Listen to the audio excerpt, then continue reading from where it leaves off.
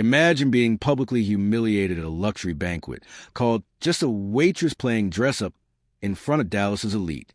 Now imagine discovering 1 week later that you're actually the rightful heiress to a multimillion-dollar estate, and the woman who degraded you has to watch your rise. This isn't fiction. This is the story of Clara Monroe, and what happened next will make you believe in cosmic justice. Before we get into this, I need to ask you something real. Have you ever been judged by people who didn't know your story? Have you ever been treated like you were less than simply because of what you were wearing or where you worked? If that's you, drop a comment right now, because Clara Monroe knows exactly how that feels. Clara was 34 years old, living in a small apartment in Dallas with her grandmother, who was battling dementia. The medical bills were crushing.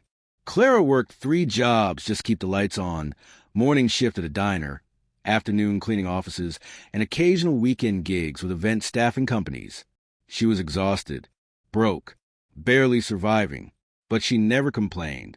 Her grandmother had raised her after her father died when she was 7, and Clara would do anything to make sure she was cared for. That's how Clara ended up at the Riverside Hotel on a Saturday evening in May, wearing a simple black dress she'd bought from a thrift store, arranging wine glasses and champagne flutes for Dallas's wealthiest socialites, crystal chandeliers, designer gowns worth more than her annual salary, politicians shaking hands with oil tycoons. This wasn't her world. She was just trying to earn $200 to cover her grandmother's prescriptions.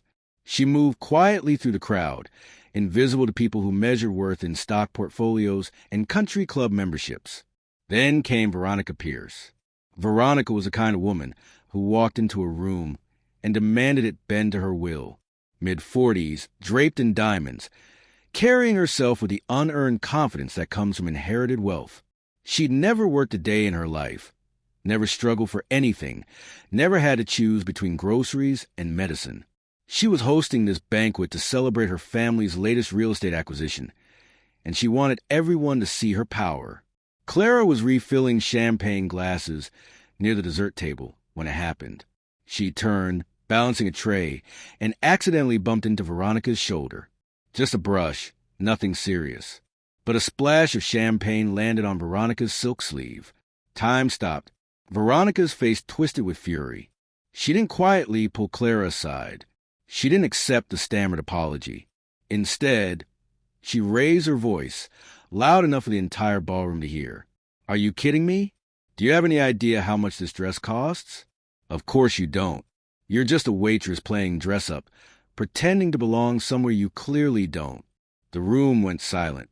Conversations died mid-sentence. Heads turned. Clara felt every pair of eyes burning into her skin. Her hands trembled. Her throat closed. The humiliation was suffocating. Not because of the accident, but because Veronica had said out loud what Clara feared people thought every time she entered spaces like this. She didn't belong. She was just a waitress. Something inside Clara snapped. Her hand shook so badly that she set the tray down before she dropped it. Then, in a moment of raw frustration and heartbreak, she grabbed the hem of her own dress and tore it, ripping the fabric at the seam. It wasn't dramatic. It wasn't planned. It was just her breaking under the weight of years of exhaustion and indignity. She walked out, head high, even as tears blurred her vision. She refused to give them the satisfaction of watching her collapse. Behind her, the whisper started. "Did you see that?" Who was she? How embarrassing. But one person wasn't whispering. One person was watching with a completely different expression. Drop a comment if you've ever been treated like you didn't belong, because what happened next will blow your mind. Professor Samuel Whitmore stood near the back of the ballroom, barely noticed by the crowd. He was in his late 60s, a historian and genealogist who specialized in Texas estate law and lost family legacies. For the past 8 months, he'd been on a mission, a search that had consumed his research and his resources. He was looking for the last living descendant of the Monroe family. The Monroes had once been Texas royalty. In the early 20th century, they'd owned a sprawling estate outside Dallas. Thousands of acres of land, oil rights, property that generated generational wealth. But in the 1970s, during the oil crash, the family had lost nearly everything. Legal battles over mineral rights dragged on for decades. The estate was tied up in probate hell. Descendants scattered, changed their names, disappeared into ordinary lives. But recently, something shifted. Development rights were restored. The land, now adjacent to a booming commercial district, was worth millions. Samuel had been hired by the State Historical Society to locate the rightful heir. He'd traced birth certificates, marriage records, death notices. He'd followed every lead, hit every dead end, until tonight. When Clara walked into that ballroom, Samuel's breath caught.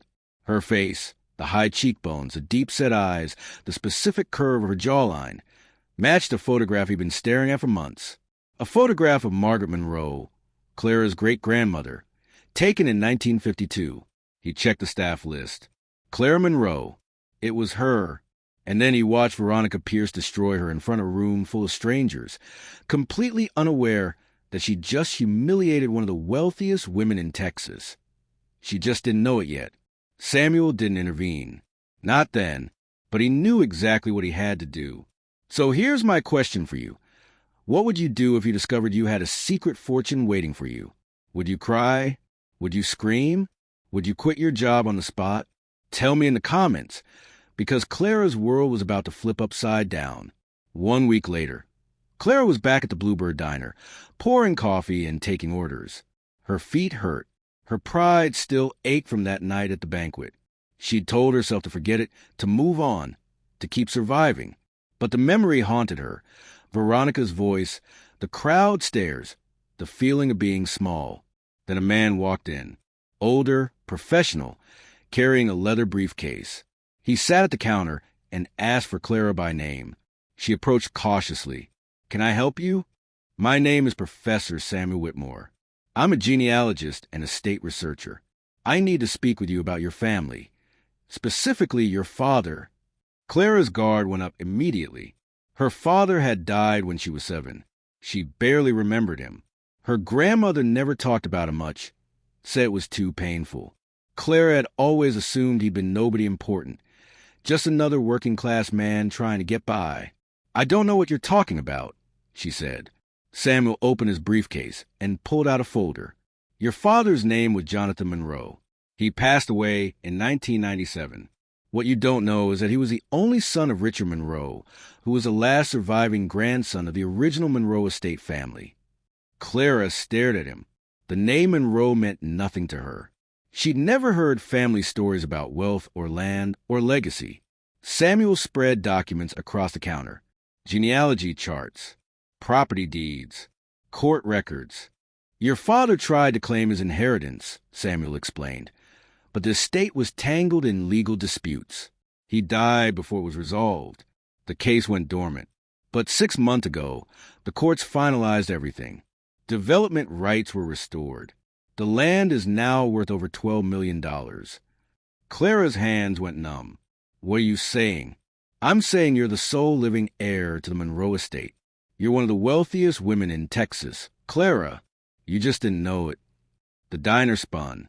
Clara gripped the counter to steady herself. $12 million. Her grandmother's medical bills. The rent she couldn't pay. The future she thought would never come. She started crying, not because of the money, but because someone finally saw her, not as a waitress, not as invisible, as someone who mattered. Samuel smiled gently. "Your worth was never defined by that ballroom, Clara, but now the world will see what I saw the moment you walked in. A Monroe, the woman they called just a waitress, was actually Texas royalty.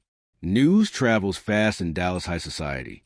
Within 72 hours, the story broke. Lost heiress found working event staff. Monroe estate heir discovered after decades. Local news picked it up. Social media exploded, and Veronica Pierce's phone started ringing. Suddenly, everyone who'd watched Clara walk out of that banquet in shame wanted to reach her.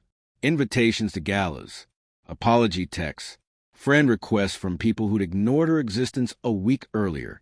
Veronica tried to save face. She called Clara, left voicemails dripping with false warmth. "I hope there are no hard feelings. It was just a misunderstanding. I'd love to make it up to you. Perhaps lunch?" Clara didn't answer. Not once. Because here's the thing about grace. It's not about making people suffer. It's about refusing to let their cruelty define you. The irony was almost poetic. Veronica's wealth was inherited. Money she'd never earned, respect she'd never deserved. Clara's inheritance was a surprise, but her character? That was built through years of struggle, humility, and quiet strength. Veronica could never buy what Clara already had. But Clara didn't gloat. She didn't show up to events to flaunt her new status. She didn't post on social media or give interviews trashing Veronica. Instead, she did something better. She announced the creation of the Monroe Foundation for Working Women, a scholarship and support fund for women juggling multiple jobs, caring for family members, fighting to survive. The foundation would cover childcare, education costs, career training, and emergency financial assistance. It was named in honor of her mother, a woman who'd worked her entire life with dignity, never asking for recognition, never expecting more than what her hands could earn. Clara's first speech as the foundation's founder was simple. I know what it's like to be invisible. I know what it's like to be judged by people who've never walked in your shoes. This foundation is for every woman who's been told she's just anything. You're not just a waitress. You're not just a cleaner. You're not just surviving. You're everything. The room, filled with journalist donors and women who'd worked alongside Clara at diners and event halls, stood and applauded for 5 minutes straight. Veronica wasn't invited. So here's my question for you.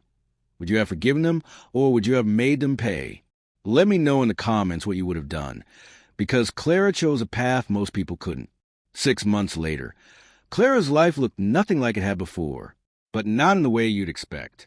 She didn't move into a mansion. She didn't buy a sports car or designer wardrobe. She didn't start attending the same society events where she'd been humiliated.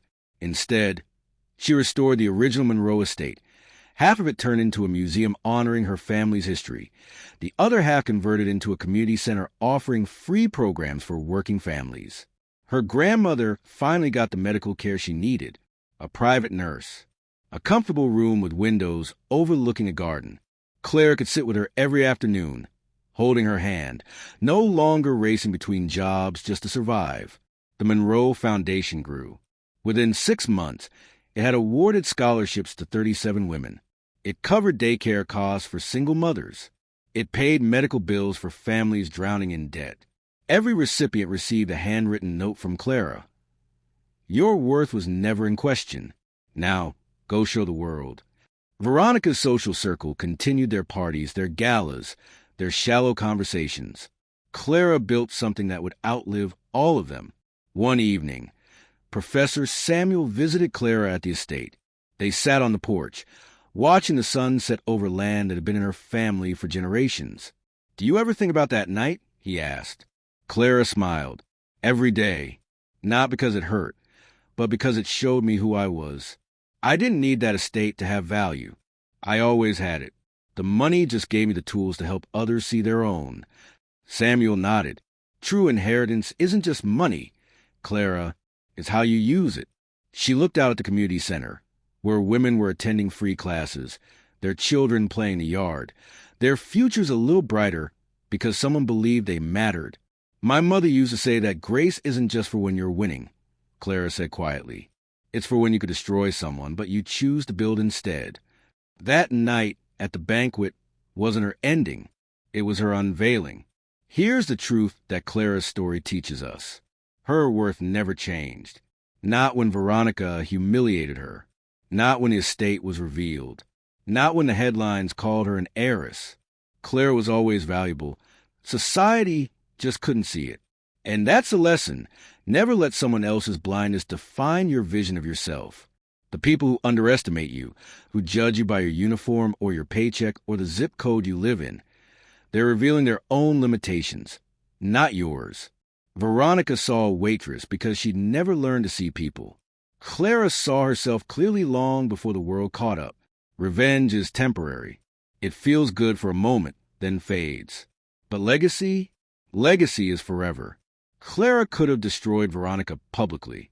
She could have spent years making her pay. Instead, she built something that would help thousands of women long after both of them were gone. So if someone's underestimating you right now, if someone's treating you like you're just anything, remember this. Your value doesn't decrease based on someone's inability to see it. And if you've ever been humiliated, judged, or dismissed, I want you to do 3 things right now. Hit that like button if this story gave you chills and reminded you of your own strength. Subscribe to this channel for more real stories of everyday people discovering their power. Share this video with someone who needs to hear that they're more than what others see. And drop a comment answering this question. Have you ever had a moment where your true worth was finally revealed? I want to hear your story. Because Clara's story isn't just about an inheritance. It's about every person who's been invisible, underestimated, and counted out, and chose grace over bitterness, purpose over revenge, and legacy over ego. The night Clara Monroe was humiliated wasn't her ending. It was her unveiling. Comment below. What would you have done with the inheritance? Backhand index pointing down. And subscribe for more interesting stories.